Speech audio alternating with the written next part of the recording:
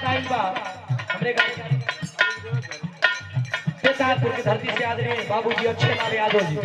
अभिभावक जी के द्वारा शानदार 200 रुपया पुरस्कार आई बा। 200 रुपया हो 200 रुपया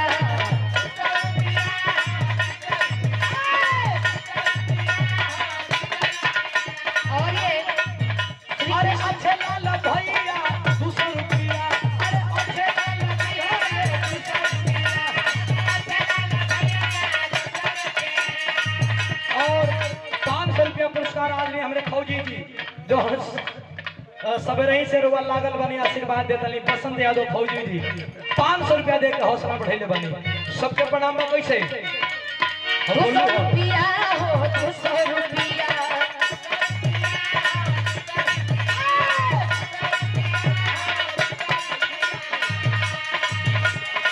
चले रामाई में हम 200 रुपया हो।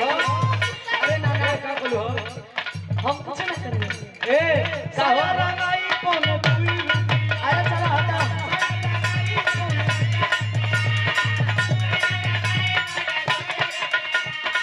अरे नाच दे निकाल जो बन कहीं लाल लाल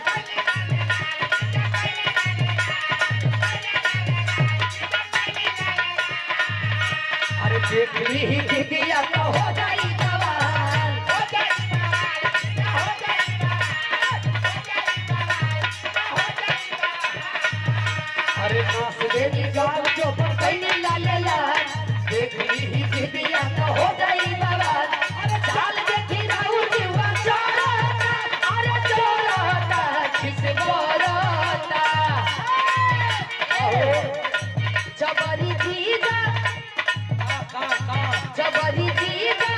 डाली जनी रंगवा मोरवा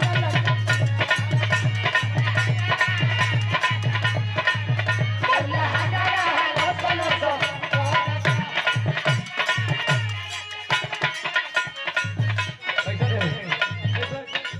जबरी चीज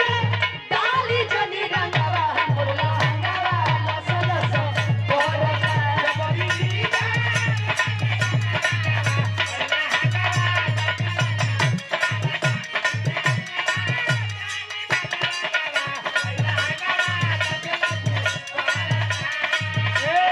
हां तो होली मेरे यारवा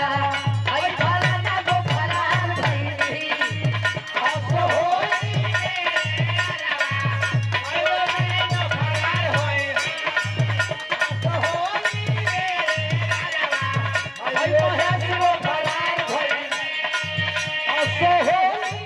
मेरे यारवा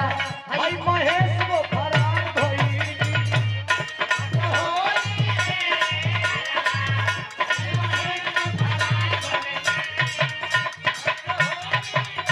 और हमारे मित्र हमारे भाई मनीष लाल यादव जौनपुर खुटहन कहीं से भाई हमार बा बड़ा सम्मान बा बड़ा दुलार बा मनीष भाई खातिर तनी ताली बजा के लोग प्यार फैल देखो महेश भैया का आशीर्वाद है ए हमरे महेश भैया सवेरे फोन कर कहा बाबू बुरा कहाँ बा तनी सैदपुर में भैया यहाँ के सम्मान केला महेश भैया के सादर प्रणाम बा सब बहन के प्रणाम बा प्यार बा दुलार बा स्नेह बा मनीष भैया के प्रणाम बा बहुत दिल से धन्यवाद बा लग जा बढ़ती लग जा